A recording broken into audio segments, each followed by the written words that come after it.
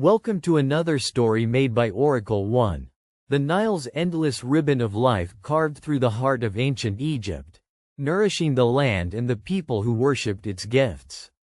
The year was 1344 BCE, during the reign of Pharaoh Akhenaten, a monarch as enigmatic as the desert sun that scorched the sands.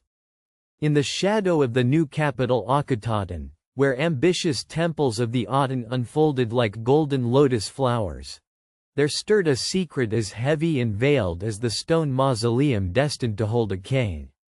Among the bustling laborers and artisans who toiled beneath the unyielding gaze of overseers was a young slave named Amenhotep.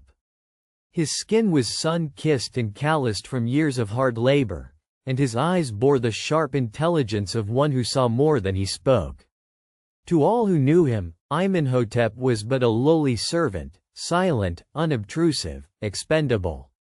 Yet beneath that mask of subservience beat the mind of a gifted architect who dreamed not of servitude, but of immortality through stone.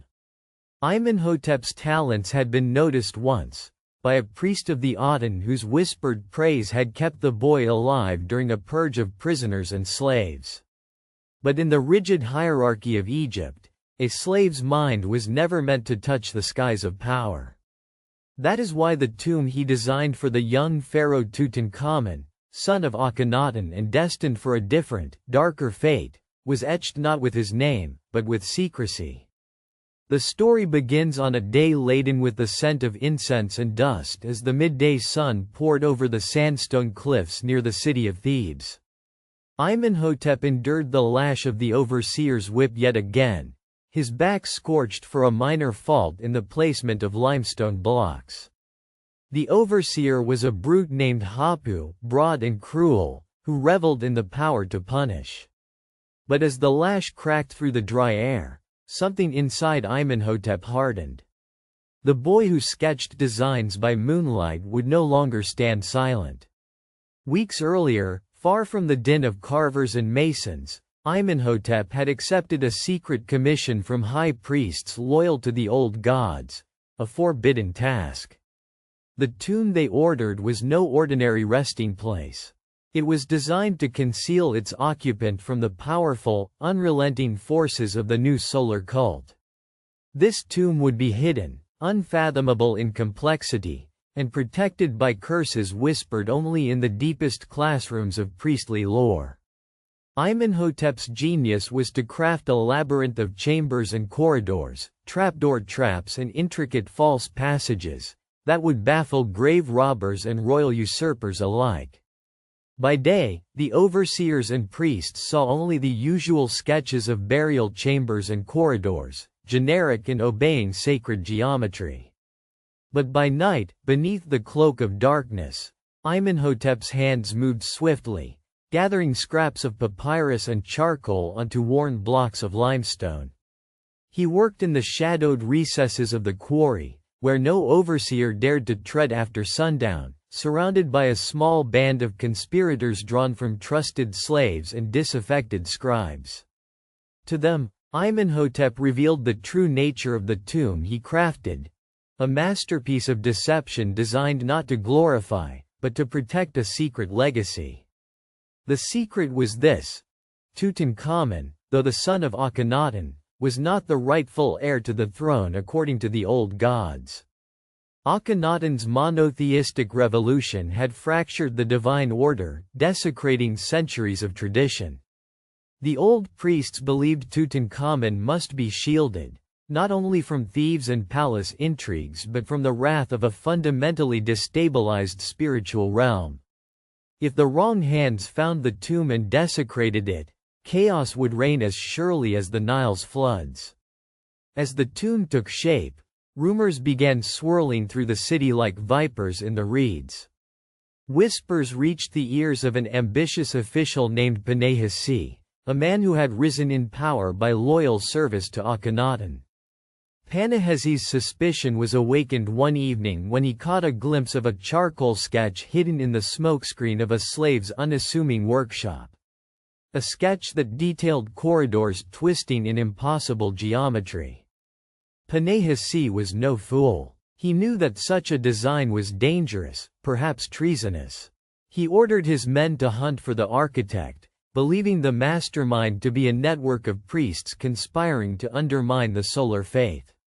His agents infiltrated the labor camps, searching for Amenhotep, but the young slave evaded capture through cunning and the loyalty of those he had quietly helped.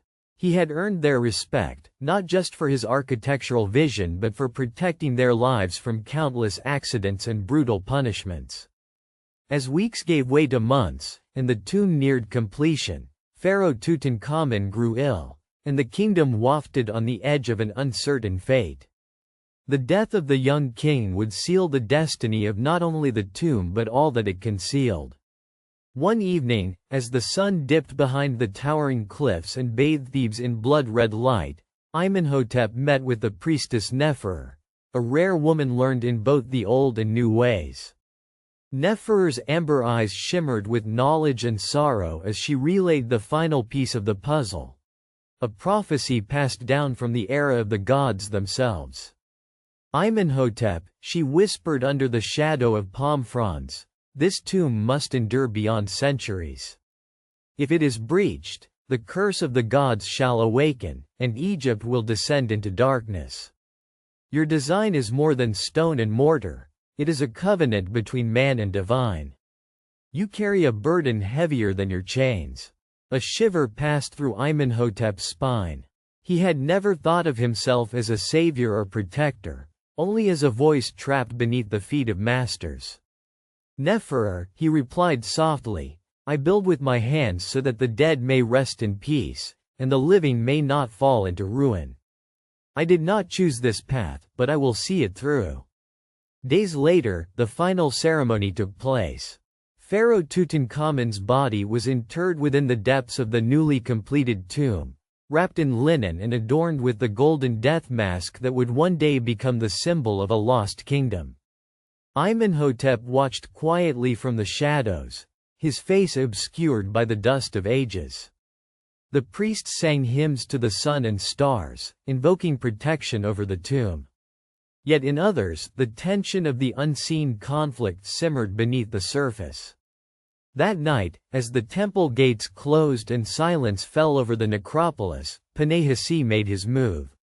Accompanied by guards and temple enforcers, he descended into the tomb's depths, driven by ambition and suspicion. But the labyrinth that Amenhotep crafted was more than a tomb, it was a fortress built from illusions. Traps of shifting stones and false chambers greeted the intruders, and as curses long forgotten echoed in the dark, many were trapped or fled in terror. Ptah's forces were scattered and broken by fear, convinced that the tomb was indeed cursed. Ptah himself barely escaped with his life but was forever marked by the experience.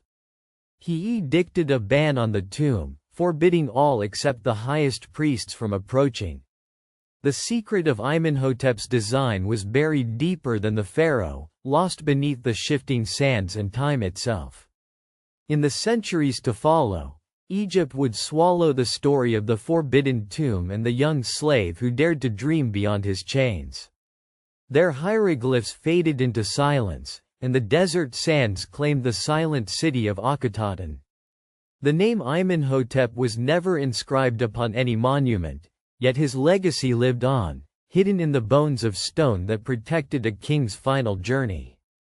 Long after the world changed and pharaohs fell to dust, those who uncovered the tomb would marvel at its complexity, at secret doors and enigmatic passages crafted for one purpose: to protect a secret deeply feared in the age of gods and men. Whispered tales would arise that the architect was no mortal but a sentient force, a ghost in the stone. Amenhotep's story, of ingenuity, courage, and the sacrifice of a lifetime, remained locked away, a tomb within a tomb, waiting for its rightful moment to be remembered. For more stories, like and subscribe.